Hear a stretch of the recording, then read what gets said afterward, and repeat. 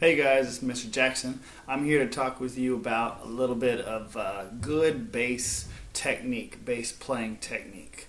So we're going to start with no bow. I'm going to set my bow down here real fast. And I'm not even going to start with a bass. I'm going to take the bass away for a minute. Let's just talk about good posture. Not anything with your arms or your fingers or the instrument. So whenever you're playing, you should be sitting tall, as if you're standing, just very relaxed. Cello and bass players, we're kind of guilty of leaning away from the instrument so that the instrument can be straight, and we're having to sacrifice our comfort for that. It's going to cause some back issues and some neck issues, so make sure the first thing you do is you sit very tall and straight. Now, I don't mean sit like this. This is not sitting up straight. This is actually me bending backwards, and it's going to cause problems of its own. So sitting tall, shoulders down and relaxed. And then now we're ready for the instrument to come to us. Oh, make sure you can't see it, but my left leg is on the rung of the stool. My right leg is on the floor. That's very important. All right. So if I put my hand out like this, my bass is straight down into the end pin. Okay, so now I'm going to bring it in towards me, and I'm going to basically play with the neck of the instrument and my cheek almost there. There's probably about that much space between it, but there's definitely not this much space, because as you can see, if I do that, I get the T-Rex hand. We don't want T-Rex hands. We want straight wrist, nice and across like that. Okay, so I'm going to turn it that way a little bit. Okay, so that's how we play. Sitting tall. Elbow is not straight out like that, because that's going to cause some tension in your neck and your shoulder. But the deciding factor is the line between your knuckle and your wrist. This part right there, that is what's going to decide what angle your arm is at. This, you can tell, is not a good angle. This is not a good angle, because you can see my wrist has a little dip down like that. So you want it straight out, and you want your palm nowhere near the neck. Notice whenever I put my fingers, if I take my fingers away, I still got a big space. This is not what we want. This is kind of a violin thing. We're not violin players, we're bass players, okay? All right, so now I'm going to take my bow. Let's talk about the bow for a minute. So I want you to look at your fingers. I'll get a little closer to you. Look at your fingers. You see how you've got a set of lines right here, and a set of lines closer to the fingertips. Okay?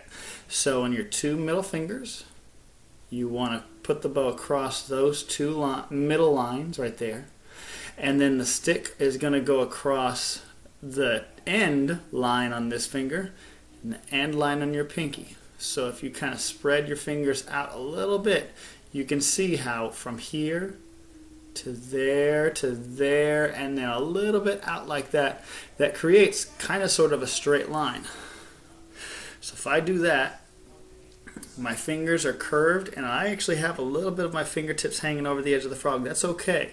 And to know that your fingers are aligned correctly, what I tell my students, second finger touches the silver or gold, in case of some of your bows are like that. Okay, I'm not poking my first finger out, my finger out. I'm just putting maybe about a finger's width space between all those fingers, and nothing is straight, including my thumb.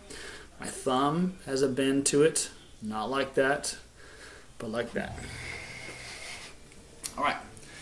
So it's very important that while you're playing, this part of your palm stays nice and open. We don't want anything to collapse, and nothing in the palm touches the bow at all. It's only your fingers. Okay? So I'm going to bring my bow over like that.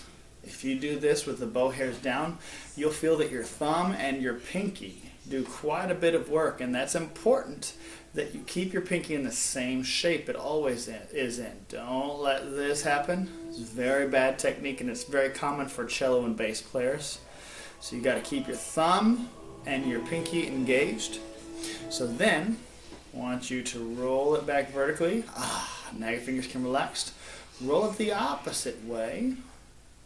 Now your pinky should be totally relaxed. your thumb and your first finger doing work. You can actually take your first finger and bounce the bow a little bit. Oops. Okay?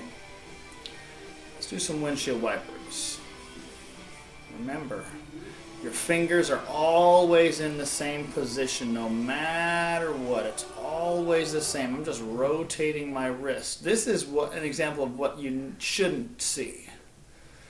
Collapsing fingers where these fingers aren't even touching the stick or the frog anymore. Alright, so now I'm going to take my bow and I'm going to place it on the D string. We're just going to play 4 open Ds. Make sure your bow is in between the bridge and the edge of the fingerboard. That's where it's going to get the best sound. Alright, 4 open Ds. Ready? 1, 2, tighten your bow. And ready, go.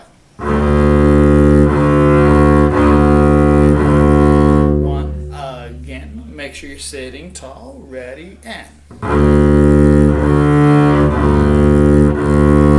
Alright, and I think you can see it. A lot of the movement that I'm actually showing is not an elbow and a wrist motion. It's actually coming from here, and I'm like an elephant swinging my trunk back and forth. It's a lot of big motion for a big instrument. So let's try it again. Swing out from that shoulder. 1 and 2, and pull the bow, swing. Last time, ready, swing that hand, go.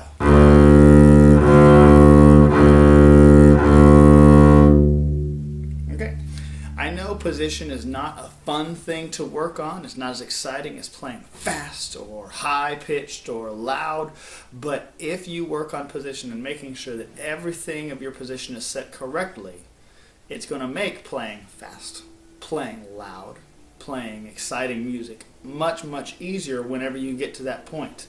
Instead of you saying, I don't understand, why is this so hard? Everybody else can do it. Well, it might have been that they worked on this this position stuff in the beginning, okay? Alright, so keep working on this. Never stop working on your position, even if you become lead bass player of the Houston Symphony. Alright, see you later. Thank you.